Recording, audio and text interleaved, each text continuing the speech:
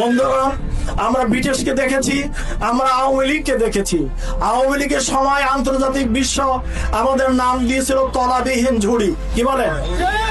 যে ঝুড়ির তলা নাই, তলাবিহীন ঝুড়ি নামকরণ পেয়েছিলাম, আমরা উপাধি পেয়েছিলাম।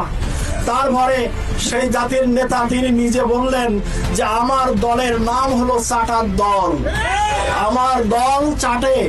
আমি বিদেশ থেকে কম্বল আনলাম 7.5 কোটি, আমার কম্বলটা গেল কই? তিনি নিজেই পরিচয় দিয়েছেন, আমার সামনে চোর, ডাইনে চোর, বামে চোর, পিছনে চোর। দেখলাম আমরা এই দল।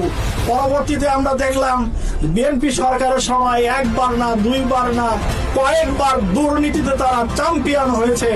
চ্যাম্পিয়ন হয়ে তারা দেখা দিয়েছে যে আমরা দুর্নীতি কতটা করতে পারি, কি পরিমাণ দুর্নীতি করতে পারি।